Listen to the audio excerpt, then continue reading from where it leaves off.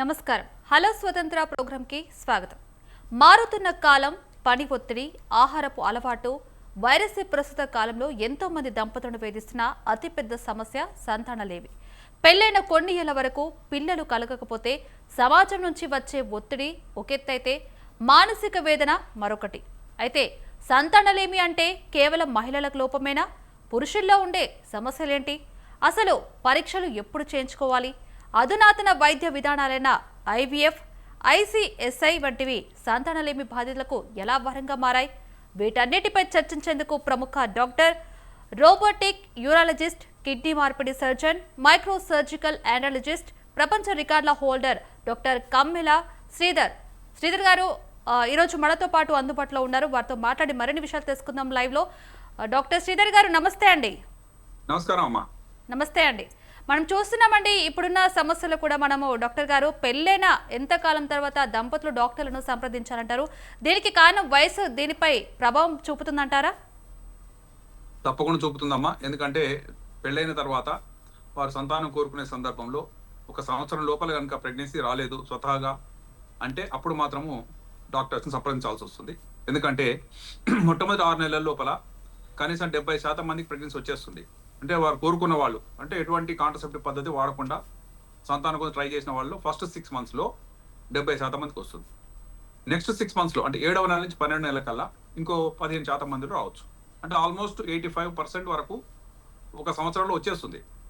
రాని వాళ్ళు ఎంతమంది అంటే 10 నుంచి 15% మంది కపుల్స్ సంతానం లేదని చెప్పి మా దగ్గర రావడం జరుగుతుంటుంది. అయితే ఇందులో మొట్టమొదటి వచ్చేది ఎప్పుడు స్త్రీ వస్తుంటుందండి. స్త్రీనే పంపుతుంటారు కుటుంబం అంతా కూడా. ఎందుకంటే పిల్లలు కలగడం అనేది మొత్తం భారం అంతా ఆమె మీద వేసి ఇక పురుషులకు ఏమి బాధ్యత లేనట్టు, లేక వాళ్ళ సమస్య లేనట్టుగా ముందు భావించేవారు. కానీ ప్రస్తుతం సమాజం మారిందండి. ఎందుకంటే పాతకాలంలో అయితే ఒక అమ్మాయికి పిల్లలు కలగకపోతే ఏ టెస్టు లేకుండా, పురుషుడికి ఏ టెస్టు చేయకుండానే మళ్ళీ ఒక పెళ్లి చేయటం, ఆ అమ్మాయి కూడా పిల్లలు కలగకపోతే 3వ పెళ్లి చేసుకోవటం, ఆ ముగ్గురికి పిల్లలు కాకపోతే అప్పుడు పురుషుడు టెస్టులకు రావడం, వచ్చినప్పుడు స్పర్మ్ కౌంట్ 0 అని తెలవటం, ఇవన్నీ పాతకాలం విషయాలు. ఇప్పుడు నాలెడ్జ్ పెరిగింది, ప్రజలు కూడా అవగాహన వచ్చింది, పురుషులు కూడా సమస్యలు ఉంటాయి. మరి ఈ దంపతుల్లో 50% సమస్యలు పురుషుల్లో ఉంటే 50% స్త్రీల్లో ఉంటున్నాయి. అంటే దాని అర్థం ఏంటంటే పురుషుడుగా టెస్ట్లకు రావాలి. ఇద్దరిలో ఎవరు ముందు రావాలి అని ప్రశ్న అడిగితే పురుషుడే ముందు రావాలి.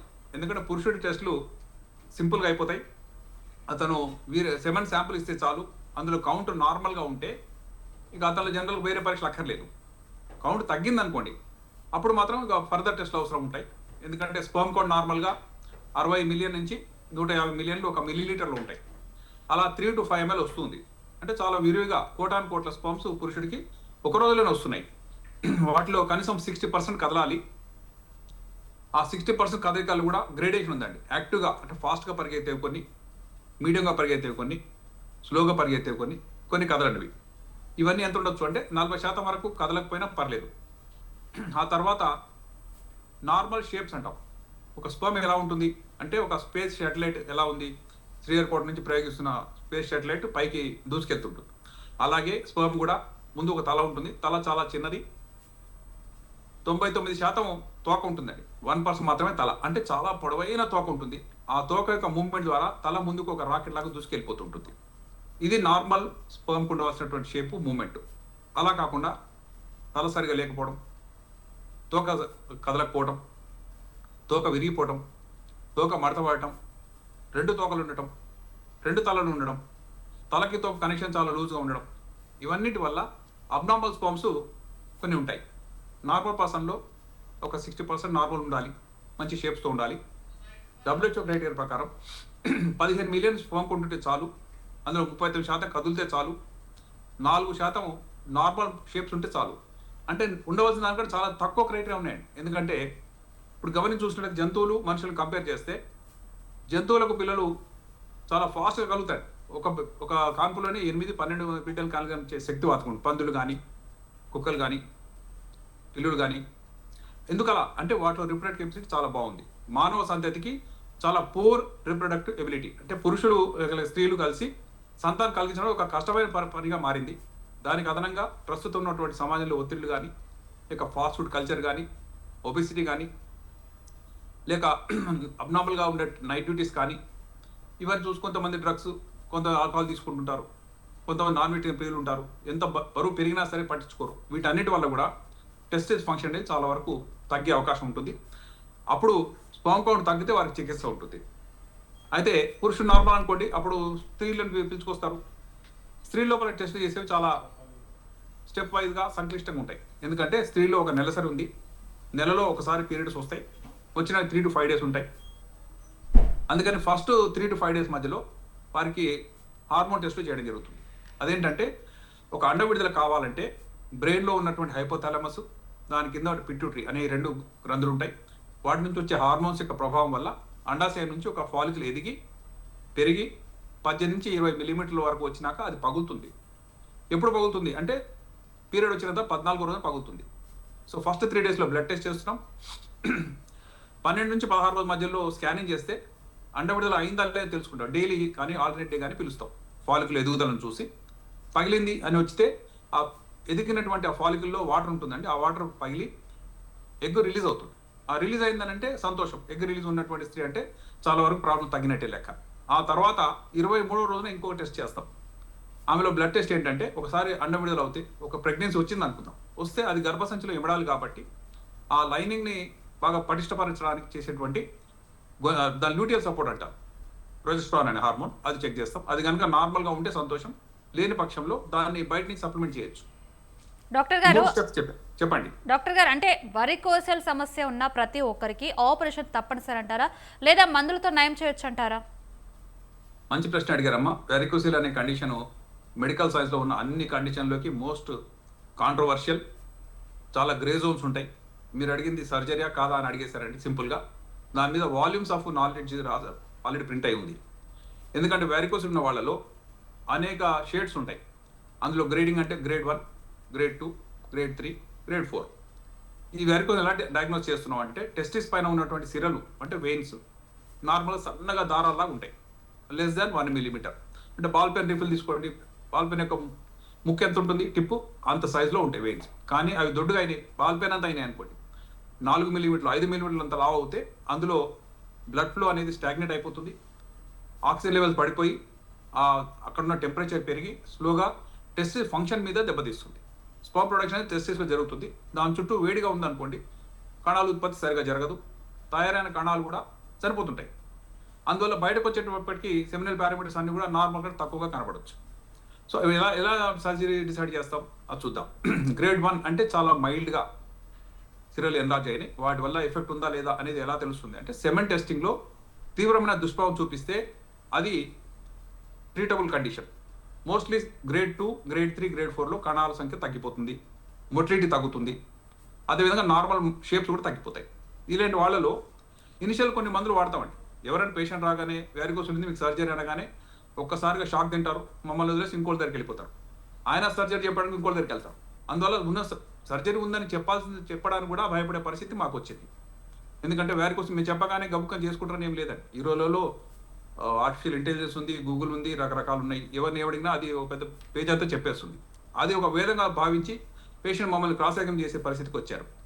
అందువల్ల వెరికోసిల్ కండిషన్కి సర్జరీ చెప్పాలంటే ఫస్ట్ ఇనిషియల్గా మెడికల్ ట్రీట్మెంట్ ఇచ్చి ఉన్న పారామీటర్స్ ఏమైనా పెరిగినాయా లేదా చూసుకొని 6 to 8 weeks, సమ్టైమ్స్ 12 weeks వరకు చూసి పెరగలేదని మేము కన్విన్స్ అయ్యి వాళ్ళు కన్విన్స్ అయిన తర్వాత ఇప్పుడు మందులతో కాలేదు కాబట్టి సర్జరీ చేస్తే కొంత బెటర్ రిజల్ట్స్ ఉంటాయి అనే లిటరేచర్లో ఉన్నటువంటి ఎవిడెన్స్ ద్వారా వాళ్ళని కన్విన్స్ చేయడానికి ట్రై చేస్తాం. అయినా మెజారిటీ ఆఫ్ పీపుల్ సర్జరీకి ఇష్టపడరండి. ఎందుకంటే ఇన్ఫర్టిలిటీ అనే ప్రాబ్లంలో అన్ని మందులే, ఏదైనా ఐవీఎఫ్ చేసేయండి, ఏ ప్రొసీజర్ చేయండి, కానీ మమ్మల్ని మాత్రం సర్జరీ అది చెప్పకండి అని అంటుంటారు ఎందుకో. కానీ ఈ వెరికోల్ సర్జరీలో ఇది డే కేర్ ప్రొసీజర్.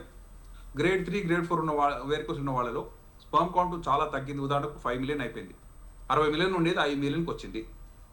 మొటిలిటీ 39% ఉండవలసింది అది 5-10%కి వచ్చింది. ఇక అది ఏ మందులు వాడినా పెరగదు అని మనకు కన్ఫర్మ్ అవుతే సర్జరీ చేసినప్పుడు ఏం చేస్తున్నాం, అక్కడ వెయిన్స్ ఏవైతే డైలేట్ అయినాయో వాటిని క్లిప్ చేస్తున్నాం.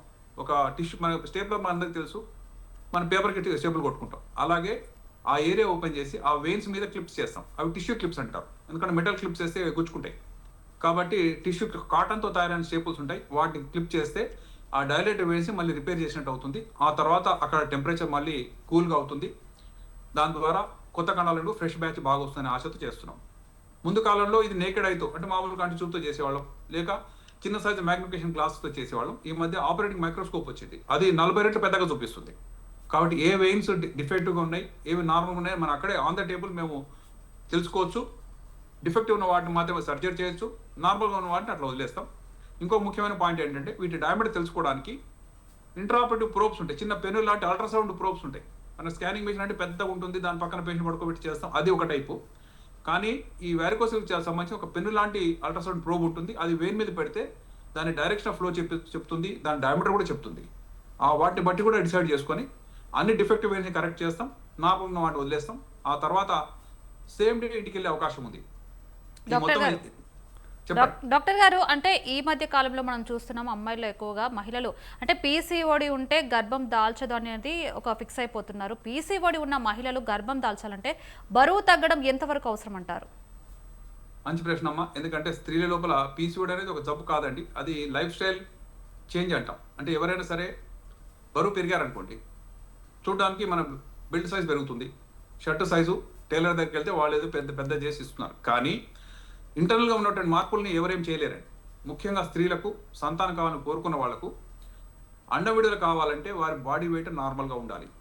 అది ఎలా తెలుస్తుంది అంటే BMI అని ఉందండి, బాడీ మాస్ ఇండెక్స్. మనందరూ కూడా ఎంత వెయిట్ ఉండాలనేది మీరు హైట్ వెయిట్ చెప్తే మేము చెప్పేస్తాం ఇది నార్మలా కాదా. లేదా మన అద్దంలో చూసుకుంటే జనరల్ సన్నగా ఉన్నావా లావుగా ఉన్నావా ఇది చాలండి. ఈ రెండు 18 నుంచి 25 వరకు ఉండే BMI నార్మల్, 25 దాటి ఉన్న వాళ్ళందరూ ఓవర్ వెయిటే. ఓవర్ వెయిట్ ఉంటే ఏంటి నష్టం అది చూద్దాం. పురుషులు కూడా ఓవర్ వెయిట్ ఉంటే ప్రాబ్లమ్స్ ఉంటాయి, కానీ పురుషుల లోపల ఈ పీసీఓడి లాంటి సమస్యలు ఉండవు. స్త్రీలకు మాత్రమే ప్రత్యేకం. పీసీఓడి అంటే ఏంటి? Polycystic ovarian disease. అంటే అండాశయం అనేది స్మూత్గా ఒక పెద్ద సైజు రేగి పండు ఎలా ఉంటుంది అలా ఉంటుంది.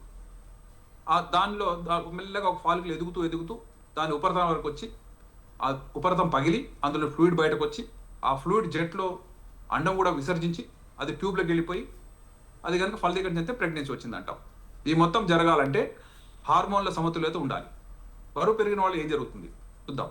జనరల్గా ఫాస్ట్ ఫుడ్ కల్చర్ అందరికి ఇష్టమే అండి. అమ్మాయిలు చిన్నపిల్లల నుంచి కూడా అమ్మాయిలు ఐస్ క్రీమ్ తింటుంటారు, చాక్లెట్ తింటుంటారు. మనం ఏమనం, ఎందుకంటే చిన్నతనంలో ఇప్పుడు చేయం రిస్ట్రిక్ట్ చేస్తాం అనుకుంటాం. కానీ ఒక fat child is a fat adult likely to be. ఎందుకంటే ఆ టీనేజ్కి వచ్చినా సరే అమ్మాయి అదే అలవాట్లు ఉంటాయి. ఫాస్ట్ ఫుడ్కి వెళ్తుంటే మనం పెద్ద కాదనలేము. ఆ తర్వాత చూస్తే వెయిట్ ఎక్కువ ఉంటుంది. ఎక్కువ ఎంత పెళ్లి ఎట్లాగానే వెయిట్ ఎలా ఉన్నా సరే పెళ్ళి అయితే చేసుకుంటారు. చేసుకున్న తర్వాత పిల్లలు కాలేదంటే అప్పుడు హార్మోన్ టెస్ట్ చేసి తెలిసిపోతుందండి. ఈమె లోపల నార్మల్ స్త్రీకి ఉండవలసిన హార్మోన్స్ లేవు, స్త్రీ హార్మోన్స్ తగ్గి మగ హార్మోన్స్ పెరిగినాయి. ఇవెందుకు జరిగినాయి అది చూద్దాం. అండాశయం లోపల ఫాలికల్ ఒకటి ఎదిగి అండం విడుదల చేస్తుందని నేను చెప్పా. అది మెచ్యూర్ ఫాలికల్ అనేది అండం విడుదల చేస్తుంది. కానీ ఈ అండాశయం వీరికి ఉన్నటువంటి పీసీఓడిలో అండాశయం చుట్టూ రౌండ్ నెక్లెస్ లాగా చిన్న చిన్న ఇమ్మెచ్యూర్ ఫాలికల్స్ ఉంటాయి.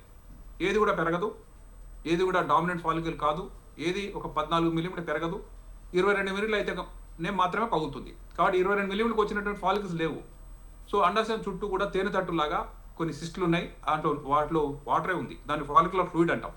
ఆ ప్రెషర్ ఎఫెక్ట్ ఉండడం వల్ల లోపల ఉన్నటువంటి అండం యొక్క మూలాలు పనిచేయలేవు. దీని అంతటి మూల కారణం ఏంటి అంటే స్త్రీకి అండం విడుదల కావాలంటే FSH ఫాలికల్ స్టిమ్యులేటింగ్ హార్మోన్, అంటే అండం విడుదల చేసే ఫాలికల్ పెంచేటువంటి హార్మోన్ ఉండాలి. అది ప్రథమార్థంలో ఉంటుంది. ఫస్ట్ డే నుంచి స్టార్ట్ చేస్తే 10, 12, 14 రోజుల వరకు అది ఉంటుంది. మెల్లమెల్లగా 14 రోజులకు వచ్చేటప్పటికి LH అనే హార్మోన్ రావాలి, అది ఓవలేటింగ్ హార్మోన్ అంటాం. ఆ హార్మోన్ సడన్గా ఒక స్పైక్ లాగా వచ్చి అండం విడుదల అయిన తర్వాత అది కంటిన్యూ అవుతూ మెల్లగా అండం విడుదల అయింది కనుక ఫలీకరణ చెందితే అవసరమైనటువంటి గర్భశయ లైనింగ్ని డెవలప్ చేసేటువంటి ఆ క్రమంలో అది పనిచేస్తుంది. కాబట్టి FSH అనేది ప్రథమార్థంలో ఉంటుంది, LH అనేది ద్వితీయార్థంలో ఉంటుంది. వీటి సమతుల్యత కానీ సైక్లింగ్ ఎఫెక్ట్ కానీ కరెక్ట్గా ఉంటేనే అండం విడుదల జరుగుతుంది. డాక్టర్ గారు, అంటే IVF టెక్నిక్స్ వల్ల లాభాలు ఏంటి? ICSI టెక్నిక్ అడ్వాంటేజెస్ అంటే అసలు ఏంటి? మంచి ప్రశ్న అమ్మా. ఎందుకంటే IVF అనే అందరికి తెలుసు, ఇన్ విట్రో ఫర్టిలైజేషన్. ఫర్టిలైజేషన్ అంటే ఏంటి? స్పర్మ్ ఎగ్ కలవడాన్ని ఫర్టిలైజేషన్ అంటాం, ఫలదీకరణ. అది ఎక్కడ జరగాలి అంటే జనరల్గా అండం విడుదల అయిన తర్వాత అది ట్యూబ్లో ఎంటర్ అవుతుంది, ట్యూబ్లో ఫలీకరణ జరుగుతుంది, అక్కడ జైగోట్ తయారవుతుంది, అది దొర్లుకుంటూ తిరిగి వచ్చి గర్భసంచిలో ఇంప్లాంట్ అవుతుంది. అది నార్మల్.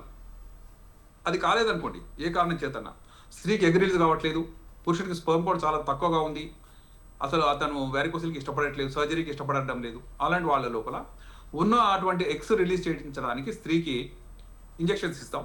నార్మల్గా ఒక ఎగ్ రిలీజ్ అయ్యే స్త్రీకి IVFలో జరిగే మల్టిపుల్ స్టిమ్యులేటింగ్ ఇంజెక్షన్స్ వల్ల 10-12 ఎగ్స్ వస్తాయి. ఆ ఎగ్స్ని కింద నుంచి అంటే అల్ట్రాసౌండ్ నీడిల్ ద్వారా తీసుకొని అన్ని మ్యాపింగ్ చేసుకో, చిన్న టెస్ట్ ట్యూబ్లు వేస్తాం, 10-12 ఎగ్స్ వచ్చినాయి. వాటిలోనే భర్త యొక్క స్పర్మ్స్ 1,00,000 మంచి స్పర్మ్స్ ఏరుకొని ఆన్లో వేసేస్తాం. ఈ టెస్ట్ ట్యూబ్ని ఇంక్యుబేటర్ అనే ఒక చిన్న బాక్స్లో పెడతాం. అది కమ్మనైన అమ్మ గర్భం. తల్లి గర్భంలో ఏముంటుంది? అందరూ అనుకుంటారు అక్కడ ఏమో వెళ్తూ ఉంటుంది, అట్లా ఏముండదండి. చిమ్మ చీకటి ఉంటుంది. ఎనరోబిక్ అనమాట, ఆక్సిజన్ ఉండకూడదు. పొట్టలో జరిగే ఫలికినప్పుడు ఆక్సిజన్ ఉండరాదు. ఆక్సిజన్ ఉంటే జైగోట్ కానీ స్పర్మ్స్ చనిపోతాయి. కాబట్టి ఆ ఇంక్యుబేటర్ ఏముంది అంటే ఎనరోబిక్ ఎన్వైర్న్మెంట్, ఆక్సిజన్ లేకుండా చిమ్మ చీకటిగా నార్మల్ బాడీ టెంపరేచర్ ఉండే విధంగా తల్లి గర్భం ఏం జరుగుతుందో వాటిని అక్కడ సిమ్యులేట్ చేసాం. అందులో పెట్టిన తర్వాత 3 days కల్లా ఈ స్పర్మ్లో కొన్నైనా సరే వెళ్ళి అండాన్ని ఛేదిస్తాయని తయారైన ఎంబ్రియోస్ని మైక్రోస్కోప్ చూసుకుంటాం. 3rd day మంచిగా ఉన్నటువంటి ఎంబ్రియోస్ ఒక 5-6 వస్తాయి. వాటిలో కూడా గ్రేడింగ్ చేస్తాం. గ్రేడ్ 1 అంటే టాప్ క్లాస్, గ్రేడ్ 2 అంటే మిడిల్, గ్రేడ్ 3 అంటే లో క్లాస్. వీటిలో ఫస్ట్ 3 తల్లి యొక్క గర్భంలో ప్రవేశపెడతాం. ఎందుకంటే వారి యొక్క స్పర్మ్ ఎగ్ ద్వారా వచ్చింది కాబట్టి అది ఆమె గర్భంలో ప్రవేశపెట్టారు. దాన్ని ఎంబ్రియో ట్రాన్స్ఫర్ అంటారు. అలా పెట్టిన తర్వాత వాళ్ళని ఇంటికి పంపించేస్తాం. ఒక 2 weeks తర్వాత ప్రెగ్నెన్సీ వచ్చిందంటే మనకు బ్లడ్ టెస్ట్ ద్వారా ఫస్ట్ తెలుస్తుంది. తర్వాత ఇంకో వారానికి స్కానింగ్ చేస్తే ఒక చిన్న బటానీ లాగా, ఒక చిన్న రింగ్ లాగా గర్భంలో కనబడుతుంది. ఇది ఐవీఎఫ్ అంటే ఫలదీకరణ అనేది బయట జరుగుతుందండి. తల్లి గర్భం జరగాల్సినది బయట జరుగుతుంది కాబట్టి దీన్ని ఐవీఎఫ్ అన్నారు. అదే ఇక్సీ ప్రొసీజర్ ఏంటి? అది ఇంకా మోర్ అడ్వాన్స్డ్ అండి. 1978లో ఐవీఎఫ్ వస్తే 1992లో ఇక్సీ వచ్చింది. అదేంటంటే టెస్ట్ ట్యూబ్లో మనం స్పర్మ్ని ఎగ్ని 2 కలిపి వేసేసాం. మన స్పర్మ్ సొంతంగా వెళ్ళి అండాన్ని ఛేదించాలని మనం ఆశపడుతున్నాం. కానీ చాలాసార్లు స్పర్మ్కి ఆ కెపాసిటీ ఉండకపోవచ్చు, స్పర్మ్స్ సరిగా ఛేదించలేకపోవచ్చు, అందువల్ల అసలు ఎంబ్రియో తయారు కాకపోవచ్చు. అందుకని అడాల్ఫ్ పలర్మో అనే ఏం చేశాడంటే ఎగ్ని తీసుకొని దానికి డైరెక్ట్గా అండర్ విజన్ మైక్రోస్కోప్ చూస్తూ స్పర్మ్ని ఇంజెక్ట్ చేస్తారు. దాన్ని ఇక్సీ అంటే ఇంట్రాసైటోప్లాస్మిక్ స్పర్మ్ ఇంజెక్షన్. అంటే ఎగ్లోకి స్పర్మ్ని మనం ఇంజెక్ట్ చేయటం. దాని ద్వారా మనకి ఏం గ్యారంటీ వస్తుంది అంటే ఉన్న స్పర్మ్ ఎగ్లోకి పోయిన తర్వాత ఒక ఎంబ్రియో మనమే తయారు చేసాం. తయారు చేసిన దాన్ని ఇంక్యుబేటర్ పెడుతున్నాం. కాబట్టి ఇది more advanced and more successful. IVF యొక్క సక్సెస్ రేట్ 40% ఉంటే ఇక్సీ ప్రొసీజర్ వచ్చినాక 60-70% దాకా వచ్చింది. ఎందుకంటే మనం ఇంజెక్ట్ చేయడం అనేది చాలా స్కిల్డ్ ప్రొసీజర్ అండి. దీనికి పెద్ద మెషిన్స్ ఉంటాయి. 7000 మ్యాగ్నిఫికేషన్లో మనం ఎగ్ చాలా నలకలా ఉంటుంది. స్పర్మ్ అనేది చాలా అసలు కనపడదు కూడా మైక్రోస్కోప్ లేకపోతే. అలాంటి 7th మ్యాగ్నిఫికేషన్లో ఒక ఎపెండ్ ఆఫ్ వర్క్ స్టేషన్ ఉంటుంది. దాని మీద పెట్టి ఒక స్పర్మ్ని ఇంజెక్ట్ చేయడం అనేది చాలా స్కిల్డ్ ప్రొసీజర్. ఆ ప్రొసీజర్ మేము రికార్డ్ చేసుకుంటాం. కరెక్ట్గా ఇంజెక్ట్ చేసిన తర్వాత దాన్ని అన్నింటిని కూడా మళ్ళీ ఇంకొకటిలో పెడుతున్నాం. పెట్టిన తర్వాత 3rd day తీసి చూస్తే 10 ఇంజెక్ట్ చేసి పెడితే ఆల్మోస్ట్ 8-9 కూడా ఎంబ్రియోగా తయారవుతున్నాయి. అంటే మన సక్సెస్ రేట్ ఈజ్ మోర్ మనం ఇంజెక్ట్ చేశాం కాబట్టి. ఈ ఇక్సీ ప్రొసీజర్ ద్వారా వచ్చిన ఎంబ్రియోస్లో మంచి 3 మాత్రం పెట్టడానికి ఇండియా లోపల ఛాన్స్ ఉందండి. అమెరికాలో మేము పనిచేసినప్పుడు 2 మాత్రం పెట్టడానికి పర్మిషన్ ఉంది. ఎందుకంటే ఎక్కువ పెట్టేసాం అనుకోండి, 3-4 బిడ్డలు అక్కడ ఇంప్లాంట్ అవుతే ఆ బిడ్డల్ని మోయడం కష్టం, తల్లి రిస్క్లో పడుతుంది, ఆ బిడ్డలు కూడా చనిపోయే ప్రమాదం ఉంటుంది. భారతదేశంలో 3 ఎంబ్రియోస్ పెట్టచ్చు, అమెరికాలో 2 వరకు పెట్టచ్చు, యూకే అంటే యునైటెడ్ కింగ్డమ్ 1 మాత్రం పెట్టచ్చు అండి. ఎందుకంటే అక్కడ చాలా ప్లెజెంట్ వెదర్ ఉంటుంది, ఎప్పుడు డ్రిజిల్ ఉంటుంది, అక్కడ ఎండ చాలా తక్కువ, ఎండ వస్తే చాలా వింత, ఎండ వచ్చింది అందరూ బయటకు వచ్చి ఎండని ఎంజాయ్ చేయటం. అక్కడ implantation rates are very high. కాబట్టి మన దేశకాలమాన పరిస్థితులను బట్టి వచ్చిన ఎంబ్రియోస్లో ఏం చేయాలి? అది లోపల 3 పెట్టామనుకున్నాం ఇండియాలో, కనీసం 1 ఇంప్లాంట్ అవుతుంది మనం ఆశపడతాం. ఒకవేళ 2 అయ్యారు అనుకోండి సంతోషమే, ట్విన్స్ కూడా ఓకే. కానీ జనరల్గా ట్రిప్లెట్స్ అయితే కారు, 3 ఇంప్లాంట్ అవ్వడం చాలా రేర్. అయిన వాళ్ళని ఇది హై రిస్క్ ప్రెగ్నెన్సీ లేక ప్రెషియస్ ప్రెగ్నెన్సీ. ఎందుకంటే మనం ఇంత కష్టపడితే ఒక ఎంబ్రియో వచ్చింది, ఎంబ్రియోని ఆ తల్లిని చాలా జాగ్రత్తగా ఫాలోఅప్ చేసుకుంటూ ఆ బిడ్డని డెలివరీ జనరల్ సిజేరియన్ చేసేస్తున్నాం అండి. నార్మల్ డెలివరీ చేస్తే ఏమైనా మిస్యాప్ వచ్చింది అనుకోండి, ఈ బేబీని ఎందుకు ఇలా చేశారని. అందుకని మోస్ట్ ఆఫ్ ది ఐవీఎఫ్ తల్లులందరూ కూడా సిజేరియన్ సెక్షన్ బిడ్డ హెల్త్ బాగుంది, మెచ్యూర్ అయింది, లంగ్స్ బాగున్నాయి అని తెలుసుకున్న సందర్భంలో 39 weeks జనరల్ వెళ్ళాలి, 37th 30th weekలో డెలివరీ చేసేస్తున్నాం. తద్వారా ఈ ఎవరైతే సంతానం లేనటువంటి అభాగ్యులైనటువంటి పేరెంట్స్కి ఐవీఎఫ్ కానీ ఇక్సీ కానీ ఒక గొప్ప వరంగా చెప్పుకోవచ్చు. డాక్టర్ గారు, అంటే ఎగ్ డొనేషన్ అనేది ఎప్పుడు చేస్తారు? అసలు ఎగ్ డొనేషన్ ప్రక్రియలో దాతలను ఎలా ఎంపిక చేస్తారు? ఇది ఎంతవరకు సేఫ్ అంటారు? ఇది కూడా మంచి ప్రశ్న అమ్మా. ఎందుకంటే కొంతమంది స్త్రీలకు మనం ఎన్ని ఇంజెక్షన్లు ఇచ్చినా, ఎన్ని టాబ్లెట్స్ ఇచ్చినా ఎగ్స్ రావు. జనరల్గా వాళ్ళ సైకిల్లో అసలు ఎగ్స్ లేవు. అది ఎలా తెలుసుకుంటే ఫాలికల్ స్టడీ ఉంటుంది. స్కానింగ్ ద్వారా 10వ రోజు స్టార్ట్ చేస్తాం. ఫాలికల్ సైజ్ ఎంత అంటే 10 మిల్లీమీటర్లు ఉంది అనుకుందాం. 12వ రోజు చూసాం 13 మిల్లీమీటర్లు ఉంది. 16వ రోజు చూసాం పెరగలే, అంతే ఉండిపోయింది. అంటే టోటల్గా ఒక లెవెల్లో మీకు ఫిక్స్ అయిపోయి అరెస్ట్ అయిపోయింది. ఇక దాని తర్వాత ఎట్టి బట్లో అండం విడుదల లేదు. ఇలాంటి స్త్రీలకు కొన్ని ఇంజెక్షన్లు ఇవ్వచ్చు అండి. టాబ్లెట్స్ ఉన్నాయి, క్లోఫిన్ సిట్రేట్ అని, ఇంజెక్షన్స్ ఉన్నాయి, ఎఫ్ఎస్హెచ్ అని. ఆ డోసు కూడా 75 units స్టార్ట్ చేస్తే 300 units వరకు వెళ్ళొచ్చు. ఆ తర్వాత కూడా రాలేదనుకోండి, ఇక వాళ్ళది ఓవెరియన్ ఫెయిల్యూర్ అంటాం దాన్ని. వాళ్ళ ఎగ్ రిలీజ్ అయ్యే వాళ్ళ కెపాసిటీ వాళ్ళకి లేదు. కాబట్టి ఇక ఈమెతో మనం ఏం చేయలేం. డోస్ పెంచుకుంటూ వెళ్తే ఆమెకి రిస్క్ అవుతుంది. కాబట్టి వేరే స్త్రీ నుంచి ఒక ఎగ్స్ తీసుకునే అవకాశం ఉంది. మీరు అడిగింది ఏంటంటే ఎవరు డోనర్ని కూడా అడిగారు. 2 రకాలండి. ఒకటి తెలిసిన వాళ్ళు కూడా తెచ్చుకోవచ్చు. ఉదాహరణకు అక్కకు బిడ్డలు కాలేదు, చెల్లికి అయ్యారు అనుకుందాం. చెల్లి తన ఎగ్ని ఇవ్వచ్చు. అంటే వాళ్ళిద్దరు ఇష్టపడితే, వాళ్ళ కుటుంబాలు ఇష్టపడితే ఇవ్వచ్చు. అది డెసిగ్నేట్ డోనర్ అంటాం. మనకు తెలిసిన డోనర్ మా చుట్టం, మా వదినమ్మ, లేకపోతే మా తోడుకోడలు ఏదో అలా చేసుకోవచ్చు. లేదు నాకు ఎవరు డోనర్ లేదంటే బయట వాళ్ళని హెల్తీ పర్సన్ స్క్రీన్ చేసి ఉంచుతాం. ముఖ్యంగా కాలేజ్ గర్ల్స్, అన్మ్యారీడ్ గర్ల్స్ అలాంటి వాళ్ళు వస్తూనే ఉంటారండి. అది కమర్షియలైజ్డ్ ప్రొసీజర్ ఏం కాదు. వాళ్ళు కూడా చెప్తాం. వాళ్ళకి ఇంజెక్షన్స్ ఇస్తాం. పీరియడ్ స్టార్ట్ అయినప్పటి నుంచి ఇంజెక్షన్స్ ఇస్తే 14 రోజులు అండ విడుదల చెప్పాను. అయితే ఆ విడుదల కాకముందే మనం తీసేసుకుంటాం.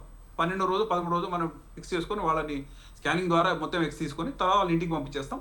వచ్చిన ఎగ్స్ ఎన్ని ఉన్నాయి, వాటిలో ఏవి మంచి క్వాలిటీ చూసుకొని ఎవరికైతే ఎగ్స్ లేవో ఆ స్త్రీ యొక్క హస్బెండ్ స్పర్మ్ దాన్ని కలుపుతాం. కలిపిన తర్వాత తద్వారా బిడ్డలు కలుపుతారు. సో ఇది ప్రిమేచ్యూర్ ఓవేరియన్ ఫెయిల్యూర్ అయిన వాళ్ళకు ఎగ్ డొనేషన్ అనేది ఒక మంచి పద్ధతి. ఇందులో డోనర్కి ఏం రిస్క్ ఏం లేదండి. ఓన్లీ ఇంజెక్షన్ తీసుకుంటుంది. ఒక చిన్న ప్రొసీజర్, కొద్దిగా అనెస్థీషియా ఇచ్చి ఓ 10 నిమిషాల లోపల ఎగ్స్ తీసేసుకుంటాం. తర్వాత వాళ్ళ ఇంటికి వెళ్ళిపోవచ్చు. వాళ్ళ ఐడెంటిటీ కానీ వాళ్ళు మాకు జనరల్గా ఒకసారి ఎగ్ ఇచ్చిన తర్వాత మళ్ళీ వెనక్కి వచ్చి చూసి నా బిడ్డ నేను ఇచ్చిన ఎగ్ ఎలా బిడ్డలు పుట్టారు, వాళ్ళు ఎలా ఉన్నారు అది తెలుసుకోకుండా ఉండడానికి జనరల్గా వాళ్ళిద్దరిని కలపొద్దని చెప్తారు లీగల్గా. వాళ్ళు ఇష్టపడి వచ్చినప్పుడు వాళ్ళు ఇష్టం డెసిగ్నేట్గా తెచ్చుకున్నారు కాబట్టి వాళ్ళ కుటుంబ సమస్యలు ఏమున్నా వాళ్ళు చూసుకుంటారు.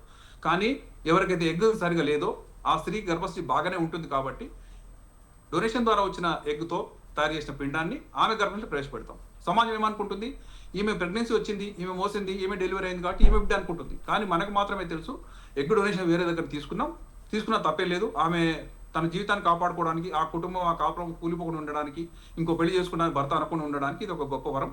తద్వారా ఆ స్త్రీ కూడా పిల్లకలుగుతారు. ఓకే డాక్టర్ గారు, ఇన్ఫెర్టిలిటీ గురించి చాలా బాగా చెప్పారు. మాకు మా ప్రేక్షకులు కూడా చాలా చక్కగా చెప్పారు. సో చూసారు కదండి, ఈరోజు పురుషులైనా స్త్రీలైనా కూడా ఎవరైనా కూడా ఇలాంటి సమస్యతో బాధపడుతున్నట్లయితే టీవీలో స్క్రోల్ అవుతున్న నెంబర్లకి కాల్ చేయండి, డాక్టర్ని సంప్రదించండి.